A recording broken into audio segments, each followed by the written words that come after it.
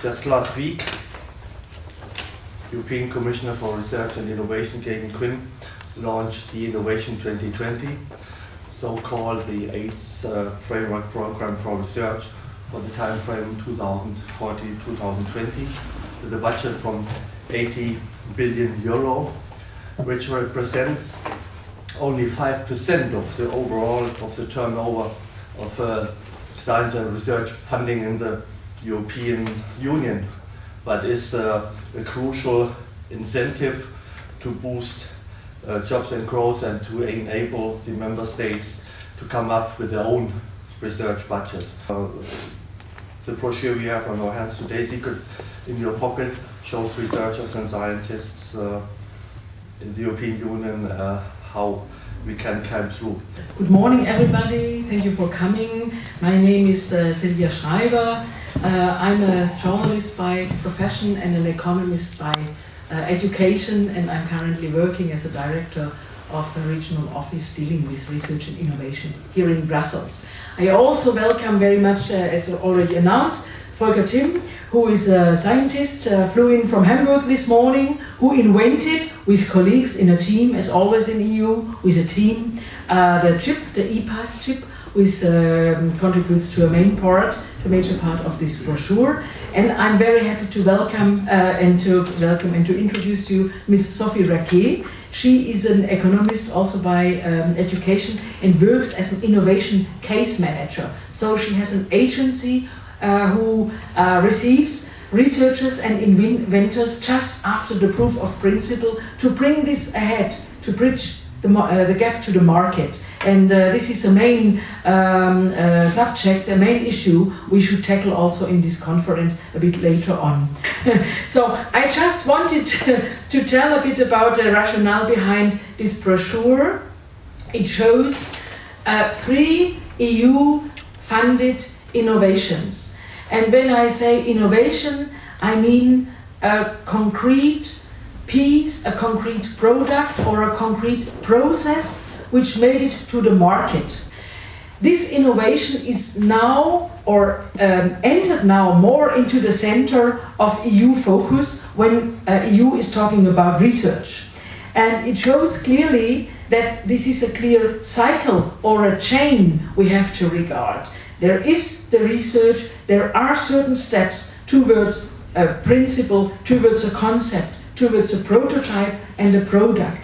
And this chain has to be more regarded if EU wants to reach its goals for more growth and jobs, because it's the things that enter the market who are materialized into money. And this was the reason why we were asked to produce a brochure for the Commission to show what product finally it made onto the market and how the process went and which lessons are learned. So the dropout ratio of the ideas and of the innovations who really sustain and are resilient is very small, and I think Sophie RACQUEZ can tell us later on.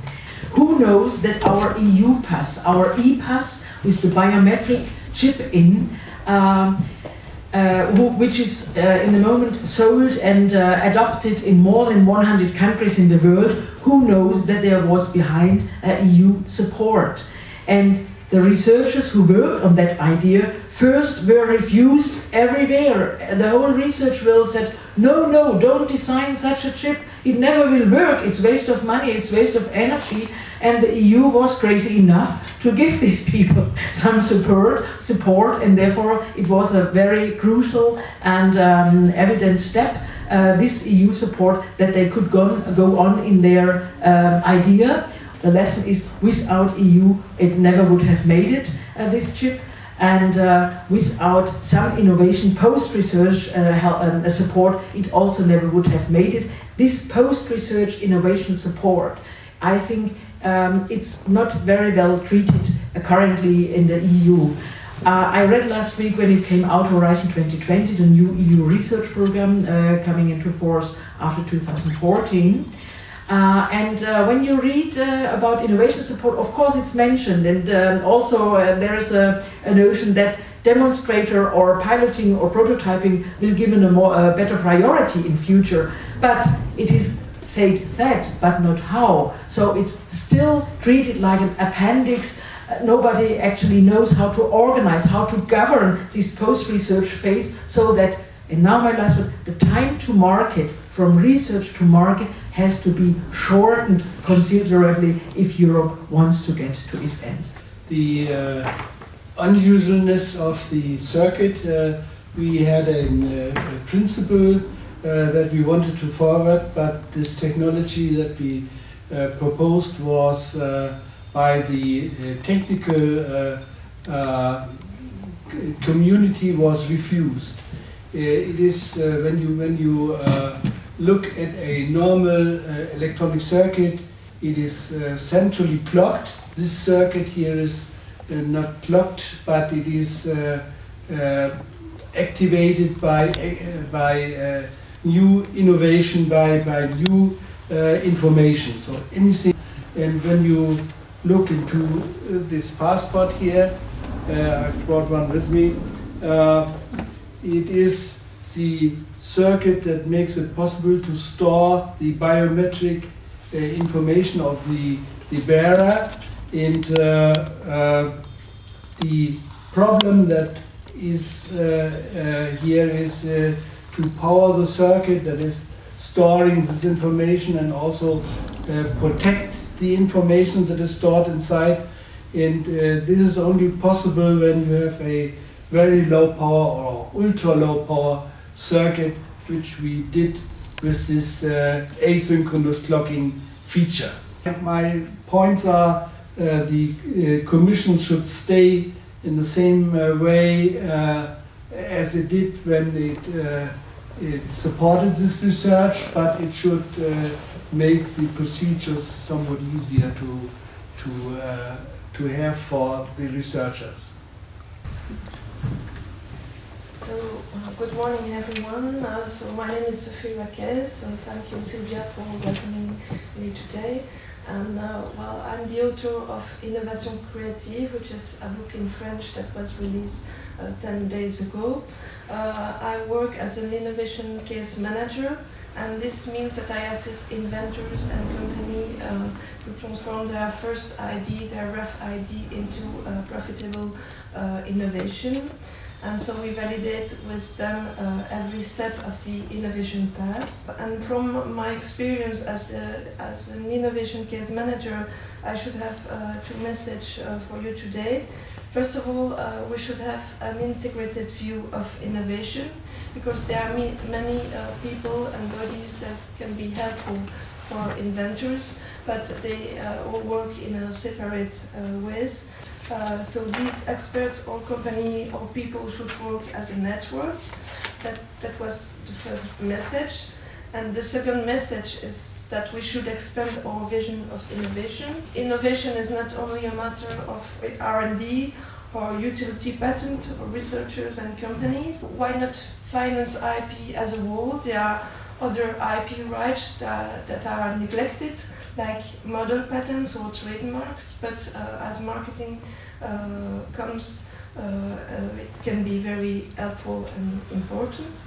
And why not involving much more people, like mere citizens, and also encourage large companies that suffer from what the US called not invented here syndrome, to buy maybe ideas from individuals. In the USA it works, so why not in Europe? The procedure of coming to a funding is much too complicated. And you not only have to show that your intended project is viable, but you have to run through a number of procedures, and you have to, at the end, you have to really do the work that you want to do, being funded in before, to show that it is possible. That was my finding. So small and medium enterprises have usually very small facilities to do such fundraising and do research. They have a hard time to survive, and so it is really an issue to bring them to research projects. Yeah. You know the US principle of venture capitalists. And in US you can relatively easy come to money for your activities by activating a venture capitalist for your idea. And they bring together the money, and then you can work your principles. And we don't have such a procedure, this easiness of coming to money. Large companies are more focused on their competitors than on consumers, and so consumers want something simple to be used, and they will protect new ideas with utility patents, but they like to see what their consumers want, and they want maybe simplicity in their everyday life device. I have a lot of these projects. Yes, that's a case for Sophie then. Exactly. That's the reason, the first reason Your business idea. That's the reason why I wanted to create this agency, because I met inventors and they had bright ideas, but they didn't know how to sell it to the market. And very often they can't present themselves very well, and so it's difficult for them to deal with companies. So I thought it was there was room for improvement, and there was someone was missing there. So we are kind of missing link. To say something about the utility patent, I think the utility patent is not everything, because there are, you know, IP rights.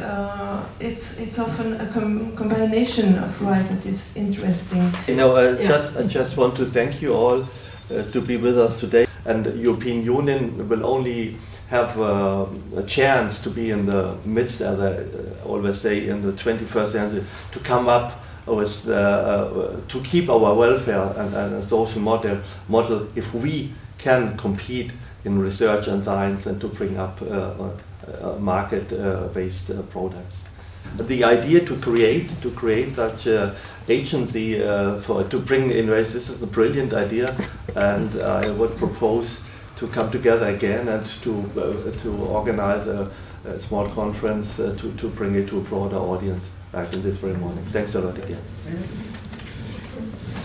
Thank you very much to all of you for coming, for your contributions, and have a fruitful day. Thank you. Bye.